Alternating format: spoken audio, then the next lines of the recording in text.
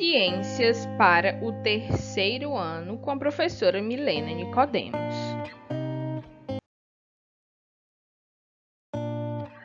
Nessa aula, vamos continuar o estudo do capítulo 4, Os animais se reproduzem. Vamos estudar então as páginas 60 a 63. Iniciando aqui na página 60, nós iremos estudar sobre o desenvolvimento dos animais. Nós já vimos como eles nascem, né? A forma como eles nascem. E agora a gente vai estudar um pouco sobre como eles se desenvolvem. O que é esse desenvolvimento? É o crescimento desses animais. O desenvolvimento dos animais. Quando nascem, os filhotes de muitos animais têm muitas semelhanças com relação aos adultos, mas com tamanho menor. São assim os bebês humanos, os cavalos, as tartarugas e as emas, por exemplo. Com o tempo, eles crescem e se desenvolvem, tornando-se adultos. Ou seja, alguns filhotes nascem bem parecidos com os adultos, só que eles são pequenos, né? Os bebês, né, eles têm todas as características que um adulto tem, né? Tem pernas, tem braços, tem cabeça, tem cabelo. Porém, ele é pequeno, ele é um bebezinho, ele está em desenvolvimento. Então, com o tempo, ele vai crescer até chegar na sua fase adulta. E aqui ao lado nós temos o exemplo. Os filhotes de ema são semelhantes aos adultos. O macho é quem cuida dos filhotes. Então, a gente vê aqui, ó, os filhotinhos de ema e o macho, né, o pai, está cuidando aí dos seus filhotes. Agora, a gente vai falar da metamorfose. O que é a metamorfose? Alguns animais, porém, nascem completamente diferente dos adultos. Olha só, esses animais eles nascem diferentes dos adultos. E ao longo do tempo, o corpo desses animais passa por grandes mudanças até chegar à fase adulta. Esse processo é chamado metamorfose. É o caso dos sapos, das borboletas e dos mosquitos. Acompanhe a seguir a metamorfose de uma rã. Então, a gente vai entender o que é a metamorfose. A maioria dos animais nascem parecidos, né, com o seu tipo, né? As emas, elas são parecidas com os adultos. Já as rãs e as borboletas, elas não nascem nesse formato que a gente está acostumado a ver. Então, a gente vai ver aqui como que acontece a metamorfose da rã. No primeiro quadrinho, a gente tem aqui a rã macho e fêmea acasalando na água. Nesse local, a fêmea da rã deposita os ovos. Então, aqui eles estão depositando os ovos, né, para poder nascer aí as rãs. Aqui, no quadrinho 2, nós temos o filhote de rã, que sai do ovo e ele é chamado de girino. Olha só como ele não parece nada com essa rã. Ele parece um peixe, né? Mas ele é um filhote de girino e ele vive na água. Quando ele é nesse formato de girino, ele não tem patas e nada com a ajuda da cauda. Observem que ele tem aí, ó, uma cauda. Na fase 3, o corpo do girino passa por transformações. Ele cresce, surgem as patas e a cauda diminui. Olha só, já estão surgindo as patas. Então, nesse processo, a rã ela ainda fica dentro da água. Já no processo 4, a rã começa a respirar pelos pulmões e passa a viver fora da água. Ao final da metamorfose, a rã se torna adulta. Aqui ela ainda está no processo de metamorfose, e por isso que ela tem o rabo ainda, mas ela já consegue sair da água. E no final, ela fica dessa forma aqui, ó, na sua fase adulta. Então, o processo de metamorfose é aquele em que o animal ele se modifica ao longo do seu desenvolvimento, né? Ó, como o caso aqui da rã, ela nasce aí o girino. depois ela vai se transformando, ganhando outras partes do seu corpo e alguns órgãos, para no final ela chegar à fase adulta. Assim como a borboleta. A fase da metamorfose desses animais ocorre de forma diferente. A metamorfose da borboleta, como que ela acontece? Fase 1. Fêmea e macho acasalam, ó. E aí, depois que eles acasalam, aqui na fase 2, a fêmea coloca ovos sobre uma planta. Então, ó, ela coloca aqui um ovo, e aqui foi ampliado para a gente ver, né? Este ovo da borboleta. Na fase 3, assim que sai do ovo, a lagarta começa a comer partes da planta onde está.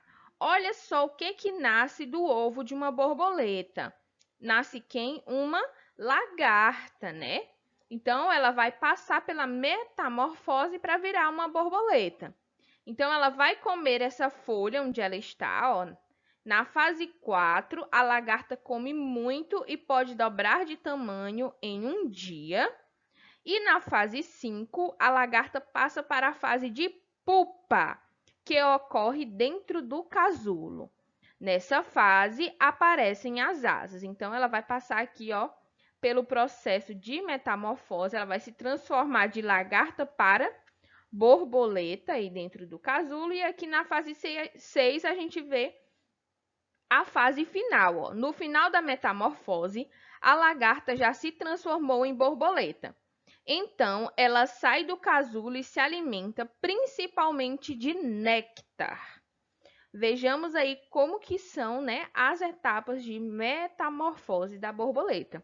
É incrível, né, como que a natureza como que ela desenvolve aí várias etapas nos seres vivos que vivem nela, né? A metamorfose da borboleta é diferente da metamorfose da rã. Alguns animais, como nós, os seres humanos, nós nos desenvolvemos de forma diferente. Nós não passamos por metamorfose, né? Nós já nascemos completos e a gente vai só se desenvolver, crescer. As emas, né, que é uma espécie de ave, ela também já nasce completa e ela vai só crescer e se desenvolver, né? Então, é muito bacana aí como acontece. Então, né, gente, é bem interessante como acontece esse desenvolvimento. Aqui na página 61, nós temos uma questão. Complete o texto sobre a metamorfose das borboletas. Então, ó, a lagarta nasce do, aí você vai colocar, se alimenta de quê? Após o que ela se transforma em borboleta e ela sai da onde? E depois que ela vira borboleta, ela se alimenta de quê? Então, todas as respostas você encontra aqui, ó, nessa belíssima imagem da metamorfose da borboleta.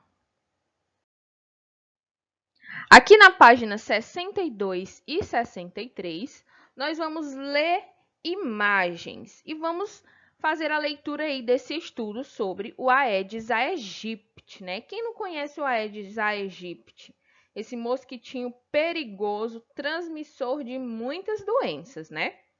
O Aedes aegypti na mira do microscópio de luz. O que é um microscópio de luz, professora? O microscópio é esse aparelhinho aqui que amplia em 100 vezes algo que é minúsculo e que a gente não pode ver assim tão fácil, né? E com esse aparelho a gente consegue visualizar bem melhor coisas bem minúsculas. Então, vamos lá. Os microscópios de luz são instrumentos compostos por lentes de aumento. Por ampliarem as imagens, os microscópios permitem aos cientistas enxergar detalhes de animais muito pequenos, como alguns invertebrados. A gente vê aqui, ó, na imagem A, foi pego um mosquito Aedes aegypti, né? Ele foi colocado aqui, ó, na lente do microscópio e a cientista está olhando bem de perto aí esse mosquito, né? Observação do mosquito Aedes aegypti em um microscópio de luz, aumento de 8 vezes. Então, ela só precisou aumentar 8 vezes para ver melhor esse mosquito. O material a ser observado pode ser um ser vivo ou alguma parte dele, colocado sobre um suporte. O objeto de estudo é iluminado. O observador olha através de lentes que ampliam a imagem recebida pelos olhos e consegue visualizar o que antes não era visível. Aqui, ó, na letra B, nós temos a observação do mosquito, a Aedes aegypti, sem o uso de microscópio. Então, ó, sem o uso de microscópio, a gente vê aqui apenas o mosquito. E aqui na imagem A, com o uso do microscópio, a gente já pode ver os órgãos, né, aqui aparente, né, uma parte transparente do mosquito, a gente pode ver as pernas dele, as anteninhas, então a gente vê bem melhor com ele ampliado. Aqui na página 63, continuando, agora você já sabe como o microscópio de luz é usado. Vamos analisar duas fotos do mesmo animal invertebrado em duas fases de sua etapa reprodutiva. Observe as imagens e leia as legendas. Aqui na imagem C, nós temos os ovos de mosquito Aedes aegypti visto no microscópio de luz com aumento de 20 vezes. Na imagem D, nós temos a larva do mosquito Aedes aegypti vista do microscópio de luz com aumento de 20 vezes. Então, o que a gente pode observar aqui? A gente vai observar a reprodução aí do mosquito Aedes aegypti. Ele coloca ovos, depois ele vira uma larva, e depois que ele vira essa larva, ele se transforma nesse mosquito que a gente vê na imagem A. Tá bom? Então, ele passa pelo quê? Pelo processo de metamorfose, né? Ele não nasce nesse formato aqui que a gente vê na imagem A. Então, ele tem os seus ovos, vira larva e só depois que ele se transforma nesse mosquito. E aí, você vai responder essas 4 perguntas aqui da página 63. Você pode responder em seu caderno. Você coloca página 63, respostas, e vai colocar as respostas de cada uma. Questão 1. Qual é o animal mostrado na imagem A? Como você descobriu essa informação? Questão 2. Se você fosse um cientista e tivesse de analisar detalhes da cabeça desse animal, qual das fotografias você observaria? E por quê? A fotografia A, a fotografia B, a C ou a D? E por que você observaria essa fotografia? Questão 3. As fotografias A, C e D mostram o mesmo animal, observado por meio de um microscópio de luz. Por que essas fotos são diferentes? Olha aí, eu expliquei para você, né? Por que as fotos A, C e D são diferentes? Porque fazem parte do processo de desenvolvimento desse animal, que é chamada de metamorfose, né? Questão 4. A fêmea do Aedes aegypti põe seus ovos na água. Dos ovos nascem larvas, que vivem na água e vão se transformar em mosquitos na fase adulta. Como se chama o processo em que a larva se transforma em um mosquito adulto? Acabei de falar como é o nome do processo. Letra B. O mosquito Aedes aegypti, que transmite a dengue, é um animal terrestre. Como você explica o fato de uma das formas de combate ao mosquito ser eliminar os focos de água parada?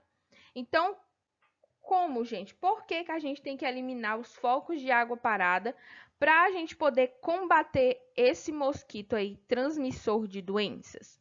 Então, coloquem aí as respostas e na próxima aula eu trago as correções para vocês. Então, um abraço e até mais!